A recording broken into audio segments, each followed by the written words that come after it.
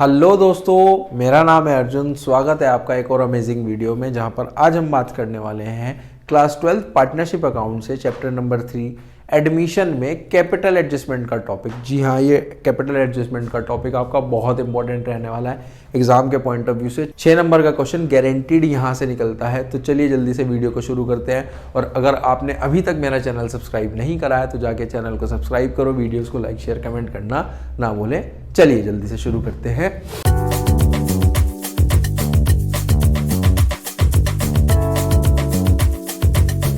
देखो, जब भी हम कैपिटल एडजस्टमेंट की बात करते हैं एडमिशन चैप्टर में, तो सबसे पहले समझने की कोशिश करो कि कैपिटल एडजस्टमेंट दो तरीके से हो सकती है। दो तरीके से कैसे हो सकती है? उसमें केस नंबर 1 बनता है जब नया पार्टनर प्रोपोर्शनेट कैपिटल लेकर के आता है, मतलब आपको ओल्ड पार्टनर की कैपिटल की मदद से नए पार्टनर की कैपिटल निकालनी होती है। वो भी हम सीखेंगे किस तरीके से निकालते हैं। और केस नंबर 2 होता है कि न्यू के बेसिस पे ओल्ड पार्टनर्स की कैपिटल हम एडजस्ट करते हैं। तो चलिए जल्दी से दोनों कैपिटल को समझने की कोशिश करते हैं।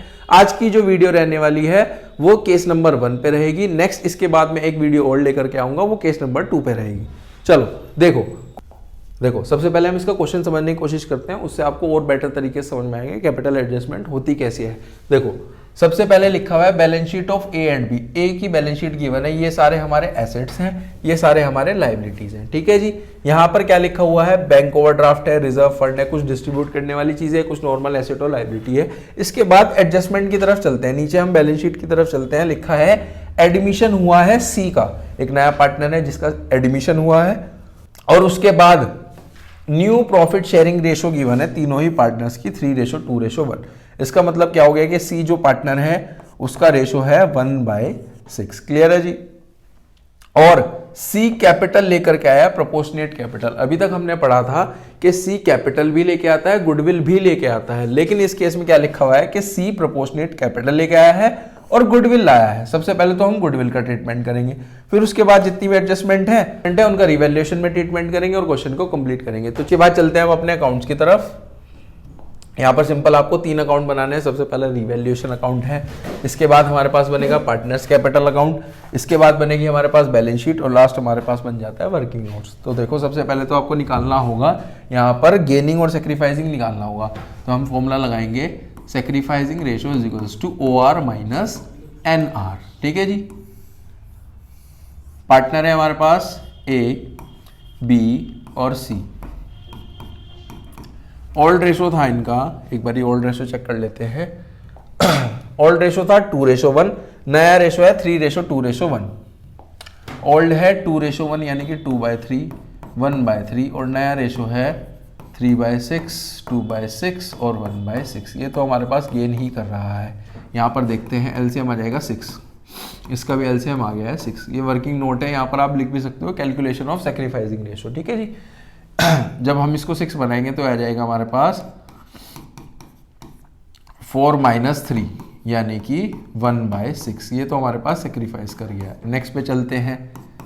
एलसीएम लिया 6, 2 - 2 यहाँ पे आ गया 2 - 2, ये तो हो गया 0.6, ये हो गया निल।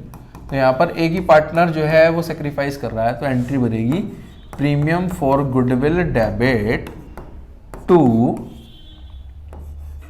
As capital account. क्लियर है जी। यही हमारे पास यहाँ पर उस सबसे पहली एडजस्टमेंट की ट्रीटमेंट होगी। चलो जी, वापस अपने क्वेश्चन की तरफ चलते हैं। क्वेश्चन में सबसे पहले तो कैपिटल हमारे पास क्या गिवन है? ए और बी की कैपिटल गिवन है 40,000 और 30,000। तो हम यहाँ पर लिख लेते हैं कैपिटल अकाउंट में एक बार बाय क्या बैलेंस ब्रॉट डाउन है हमारे पास 40,000 और 30,000। ठीक है जी। फटाफट से नेक्स्ट पे चलते हैं। बैलेंस हमने लिख लिया है 40,000 और 30,000। अब आपको देखना है कोई डिस्ट्रीब्यूट करने वाली चीज तो नहीं है। डिस्ट्रीब्यूट करने वाली चीज ये रही 12,000। इसको आप डिस्ट्रीब्यूट कर सकते हो। 12,000 को जब हम 2:1 में करेंगे तो आ जाएगा हमारे पास यहां पर बाय रिजर्व फंड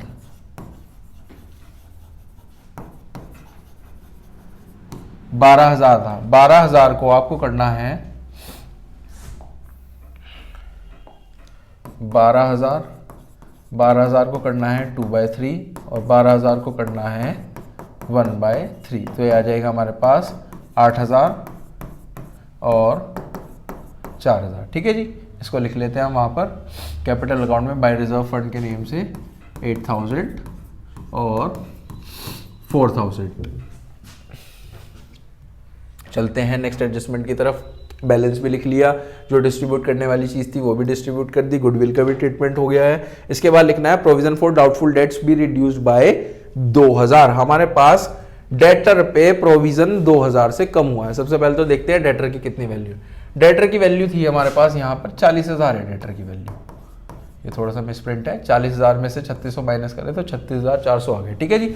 अभी आपको देखना है कि आपके डेटर कितने हैं। 40,000 के डेटर हैं, उस पर प्रोविजन कितना बना हुआ है 3600। 2,000 से कम कर दिया है प्रोविजन हमारा 2,000 से कम हो रहा है, तो ये तो हमारा फायदा हो गया। इसको रिवैल्यूएशन अकाउंट में लिख लेते हैं by provision for doubtful debts. ये आ गया हमारे पास 2,000 से कम हुआ है।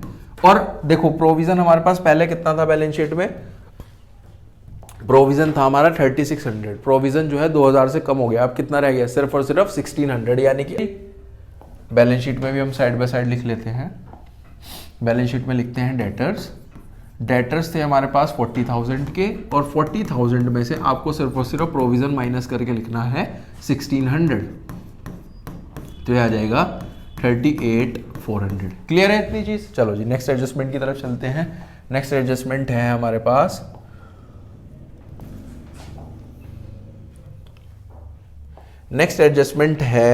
एक ओल्ड टाइपराइटर है 2,600 रुपए का। It does not appears in the books of the firm, it is now to be recorded. ये तो एक अनरिकॉर्डेड हमारे पास एसेट हो गया, तो उसको भी लिख लेते हैं फटाफट से।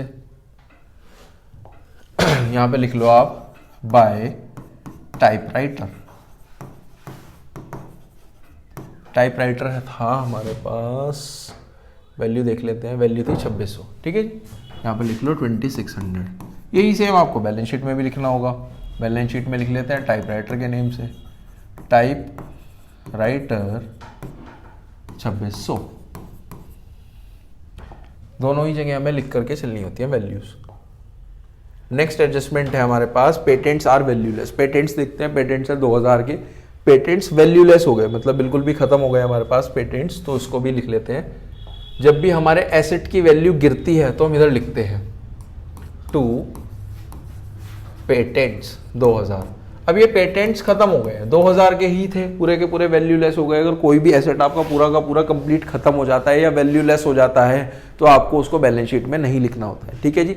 नेक्स्ट एडजस्टमेंट की तरफ चलते हैं। नेक्स्ट एडजस्टमेंट है हमारे पास 2% discount is to be received from creditors. Creditor पे 2% डिस्काउंट, ये रे क्रेडिटर्स 20,000 का 2% हो जाता है हमारे पास 400।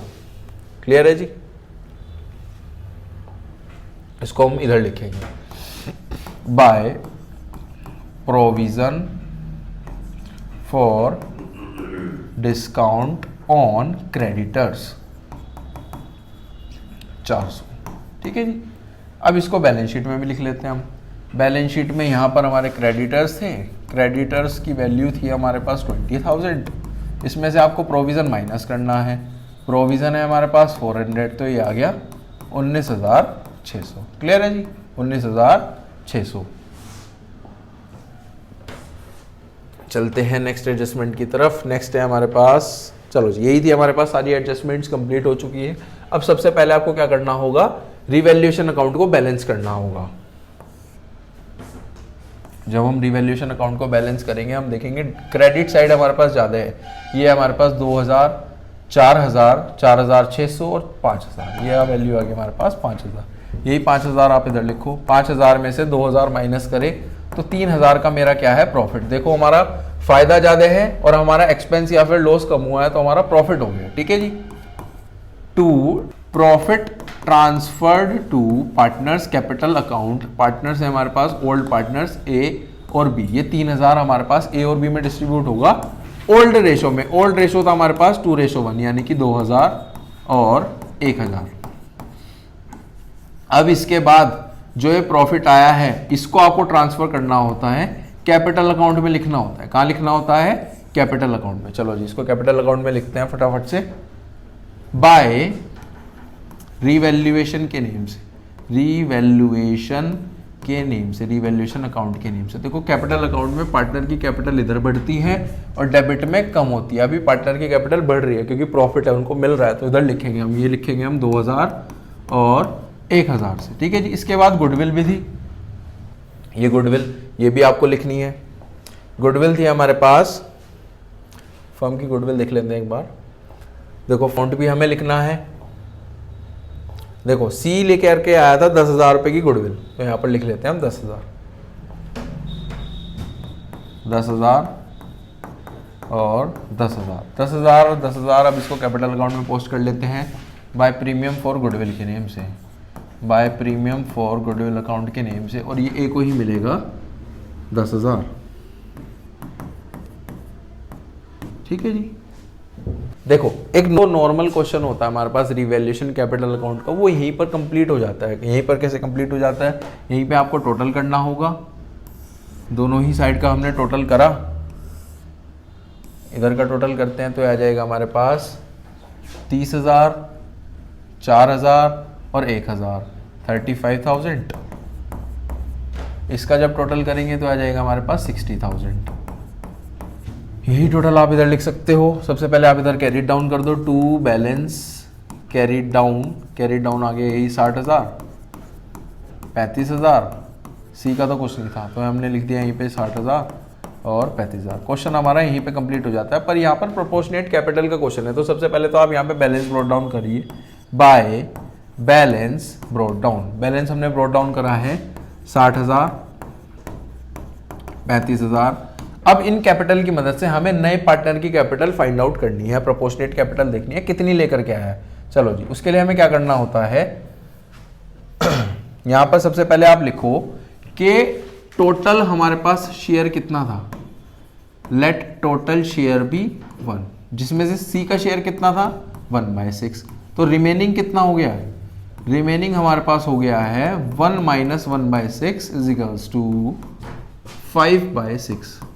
कितना हो गया है 5/6। अगर हम तरीके से भी समझ सकते हो, अगर ये हमारे पास पूरा एक यूनिट है, पूरा एक है, ठीक है जी, इसमें से सी का एक हिस्सा है 1 2 3 4 5 6, ठीक है जी, 6 है हमारे पास टोटल। इसमें से सी का कितना है 1/6, तो रिमेनिंग कितना हो गया, रिमेनिंग हो गया हमारे पास 5/6। 5/6 अगर ये सी का है तो ये ए और बी का है। इसी तरीके से जो रिमेनिंग आया है, ये रिमेनिंग किसका है, रिमेनिंग ए और बी का है। अब इसी की मदद से हम कैपिटल निकालने की कोशिश करते हैं। देखो कैसे निकलेगी। सबसे पहले लिखो total capital of A and B, total capital of A and B. A और बी की टोटल कैपिटल कितनी थी, ए की थी हमारे पास 60,000 और बी की थी हमारे पास 35,000। देखो ए की थी हमारे पास 60,000, बी की थी हमारे पास 35,000। तो यहां पर लिख लेते हैं हम 60,000 प्लस 35,000, तो टोटल आ गया हमारे पास 95,000। ठीक है जी। अब आपको क्या करना है, अब आपको क्या करना है, total capital of the firm निकालनी है। Total capital of the firm, firm की टोटल कैपिटल कैसे निकलेगी, इसी 95,000 से जो इनका शेयर था, इन दोनों का शेयर कितना था हमारे पास 5/6, उसका रेसिप्रोकल कर दो, यानी कि 6/5 कर दो, तो ये आ जाएगी हमारे पास 1,14,000। ये टोटल कैपिटल आ गई। अब ये जो टोटल कैपिटल है इसमें 3 पार्टनर्स हैं, ए, बी और सी। हमें सी की कैपिटल निकालनी है, तो इसके 2 तरीके हैं। सिंपल पहला तरीका तो ये है कि आप 1,14,000 की सी के शेयर से मल्टीप्लाई कर दो। सी की कैपिटल निकालने के लिए टोटल कैपिटल में सी के शेयर से मल्टीप्लाई कर दो, तो ये आ जाएगा 19,000। ठीक है जी। एक तरीका ये है कि टोटल कैपिटल में से ए और बी की माइनस कर दो। टोटल कैपिटल अगर 1,14,000 है, ए और बी की टोटल मिलाकर के है 95, इसमें से माइनस भी कर सकते हो, तो ये आ जाएगा 19,000। ये भी हमारे पास सी की कैपिटल आ जाएगी। एक तरीका इसका सिंपल ये है। ठीक है जी। अब इसके बाद आपको क्या करना है, ये जो 19,000 है इसको आपको कैपिटल अकाउंट में लिखना होगा। चलिए जी लिखते हैं, यहां पर लिखना होगा बाय बैंक के नेम से, बाय बैंक अकाउंट 19,000। सी की प्रोपोर्शनेट कैपिटल कितनी है 19,000। ठीक है। लास्ट सिंपल आपको इनका टोटल करना है अगेन एक बार और 60,000 35,000, 19,000। एक बार और बैलेंस कैरी डाउन करना होगा। कैपिटल एडजस्टमेंट में 2 बार हमारे पास बैलेंस कैरी डाउन होता है, बस यही डिफरेंस है नॉर्मल क्वेश्चन में और कैपिटल एडजस्टमेंट में। 60,000, 35,000, 19,000। इसी का हम टोटल करेंगे एक बार। 60,000, 35,000 एंड 19,000। अब इसी को आपको बैलेंस शीट में ले जाना है। यहाँ पर लिखेंगे हम कैपिटल्स हैं हमारे पास A, B, C। 60,000, 35,000, 19,000। टोटल आ जाएगा इनका 1,14,000।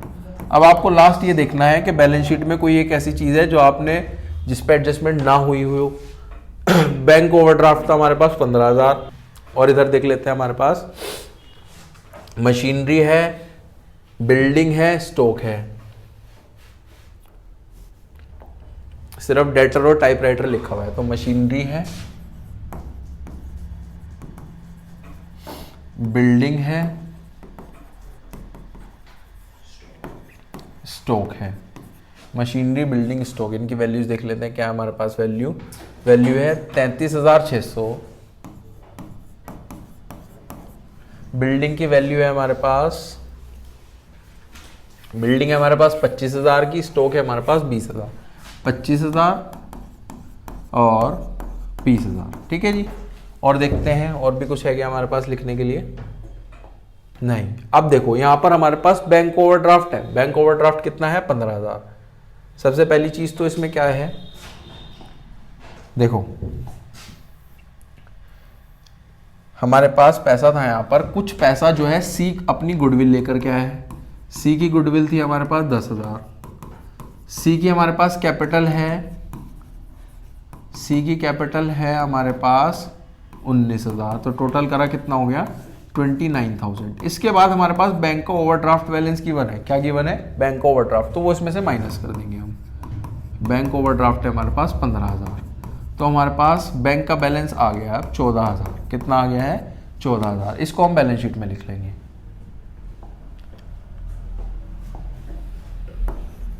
बैंक का बैलेंस है 14,000। लास्ट स्टेप यही है कि आपको बैलेंस शीट का टोटल करना है। अगर आपका बैलेंस शीट का टोटल मैच हो जाता है तो हमारे पास पूरा क्वेश्चन सही है।